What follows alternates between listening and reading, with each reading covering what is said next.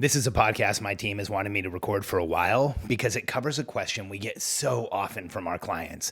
We help clients put in place a strategic plan so the team knows where they're going, a communication system so everyone understands it, and an infrastructure building system so they're always creating the company around them that they need to. And here's what happens. Within a short while after working with us, we get a call where we have this interesting question. Hey, my team's killing it. Things are going great. What do I do now? I don't have as much to do. I'm not as significant. What happens now? I'll tell you in just a sec.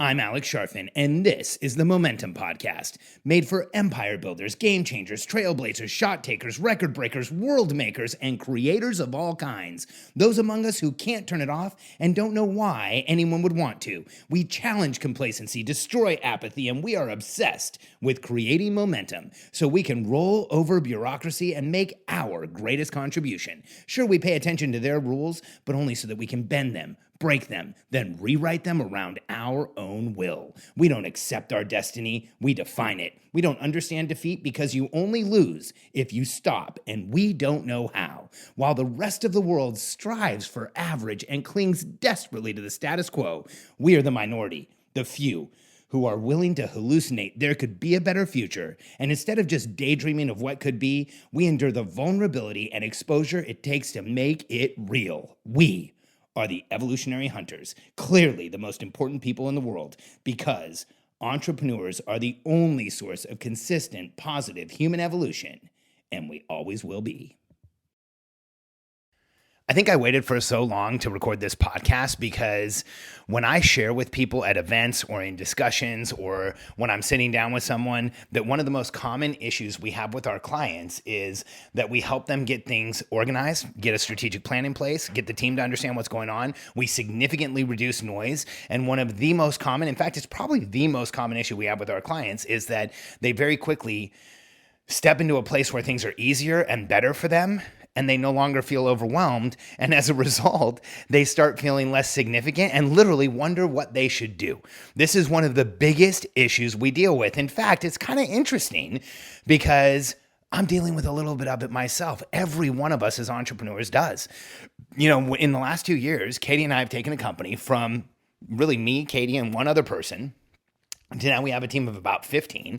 We've gone from no revenue in what we wanted to be doing to now we're over $2 million a year, approaching $3 million a year in recurring revenue on what we want to be doing. And things are going extraordinarily well.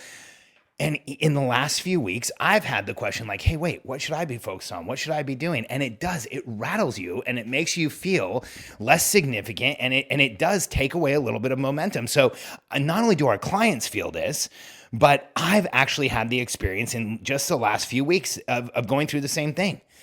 And so here's what I had to remind myself, the same thing that we remind our clients. Like I had to meditate about this, think about it. I actually did some journaling on a plane because here's what we should think of as entrepreneurs. Our days should be constantly evolving. We should constantly be changing what we do. And sometimes that means days and things and noise and tactics will get easier for us. Because we should be building around what the business needs. We should be filling in what the business needs. And as it grows, we should be driving that growth. And the epiphany that I had a long time ago was that success creates deficit and growth creates complexity. So as the CEO of a business, as the entrepreneur in charge, you must be creating space for what comes next. So what you should constantly be doing as the person running the business is asking the question that no one asks. This is the question you should be asking, but entrepreneurs are almost allergic to it. And it will change your life when you start asking it. It will change how you work. It will increase your impact. It will give you less stress. You will have less cortisols. However, as entrepreneurs, we're terrified of asking the question, how do I make this easier on me? Let that sink in. When was the last time you asked the question, how do I make my business easier on me? And I don't mean like, how do I make it easier to make this phone call? I mean, how do I make this game-changing easier on me? How do I get rid of the things that stress me out? How do I make it so that I'm no longer doing anything I don't want to do? How do I make it so that I'm in my zone of genius 100% of the time? How do I make it so that running this business is easier on me? Because when we start to ask that, here's what happens. We consistently and systematically clear the space so that we can fix the deficit created by success, so that we can calm the complexity created by growth. We must be constantly and systematically creating time for ourselves as entrepreneurs, because in a fast growth company, 2 days are never the same. What you did today should not be what you do tomorrow, because in a fast growth company, your activity actually drives the growth of the overall business. And I want us all to understand that. I want us all to be very clear on the fact that in a fast growth company, what we do on a day-to-day basis dictates how the company grows. And this is why this is so important. So number one, what got you here is going to shred you moving forward. So you have to modify and change, and you have to offload things to your team, because we all, and I talked about this in my last podcast, as entrepreneurs, we have an addiction to stress. We have an addiction to activity. And what we have to do is release that addiction so that we can clear space, so that as the business needs us, we are there. The second thing I want you to understand is when you evolve, so does your company, but typically not before.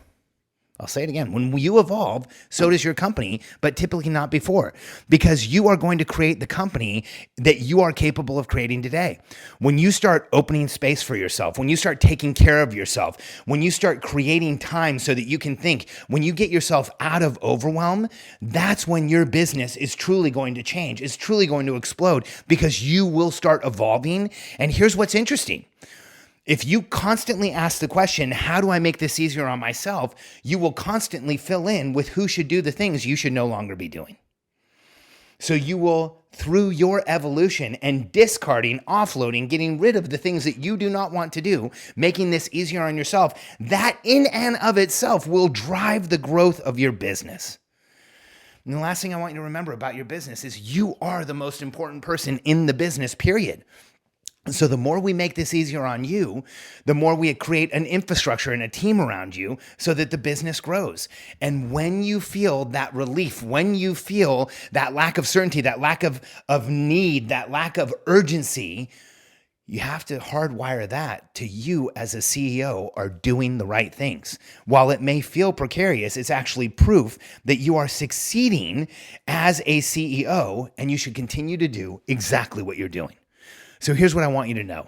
Number one, when you are emotionally attached to the activity you provide to your business, it will kill you. Be emotionally attached to the success of your business, not to what you do in the business. Release what you do and let the business tell you where you're needed. Second, evolution, the changing of what we do, the modifying of who we are, creating higher and best use for ourselves is the very fabric of what creates growth. It is a constant part of growth. There is no growth without evolution. There is no growth without change. And so understand that evolution, that growth is what will actually drive your business. And this is a big one. If things aren't changing for you as the entrepreneur, if what you need to do every day isn't changing, then you're doing it wrong, because you're not evolving your activity in the business. You're not actually modifying what you do in the business. And you are the most important person in the business. And if you haven't yet, I say this all the time, go to billionairecode.com, download the Billionaire Code Matrix and the ebook, and take a look at exactly what you should be focused on right now, and anything else, offload it to someone else so that you can grow and scale your business and make a massive impact. We hear this all the time from our clients. What do I do now? Well, I want you to know the second you get there, when it happens to you, you're going to have a different emotional reaction to it, because it's not going to surprise you. We're talking about it right now. So you're going to know that when this happens, not if, that is a sign that you are moving in the right direction and you are on the path to success. Go to billionairecode.com, download a copy of the Billionaire Code Matrix and of the book, The Billionaire Code Decoded. Figure out exactly where you are on the Billionaire Code. Focus on those things for now so that you can grow your business. And then don't be surprised when things get easier on you.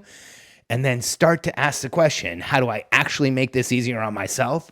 And you will see your company, your impact, and your income grow. billionairecode.com. We look forward to seeing you.